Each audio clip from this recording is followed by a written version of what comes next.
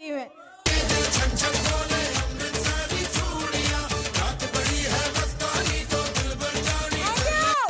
ज्यादा समय मैं नहीं लूंगी, अपने बारे में बताऊंगी। सोनिका नाम है। बेसिकली मैं छत्तीसगढ़ से बिलोंग करती हूँ और यहाँ ग्वालियर में पढ़ाई करने आई थी। बहुत सारे लोग यहाँ स्टूडेंट्स बैठे होंगे, यस या नो? थोड़ा सा मैं जानना चाहूंगी कितने स्टूडेंट्स बैठे हैं यहाँ।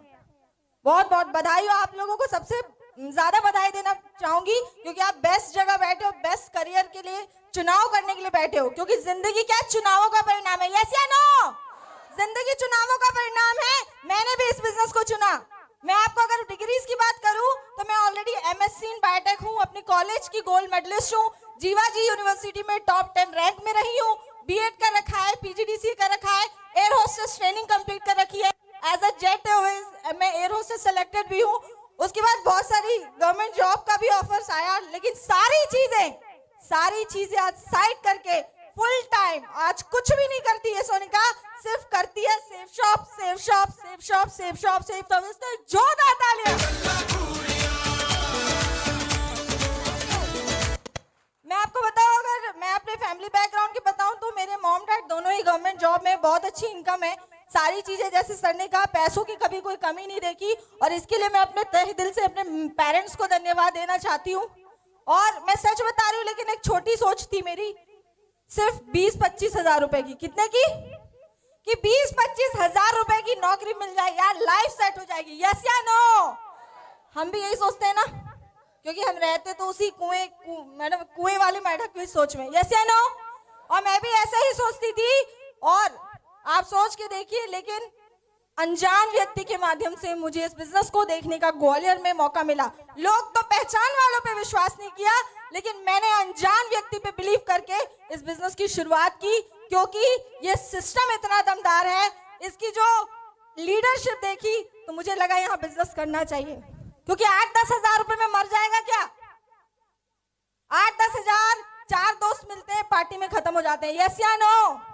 वैलेंटाइन डे आता है, उसमें खत्म हो जाते हैं, यस या नो? बहुत सारी चीजों में हम यूं ही खर्च कर देते हैं, लेकिन जब बात आती अपनी करियर की तो मम्मी से पूछेंगे, पापा से पूछेंगे, बनते श्रवण कुमार है, यस या नो? लेकिन मैंने नहीं पूछा, क्योंकि मुझे पता था मैं कोई गलत काम नहीं कर रही हूँ। मुझे पता था कि अगर इसमें मैं कर लेती हूँ तो आगे ही बढ़ने वाली हूँ, और ऐसे करके शुरुआत किया।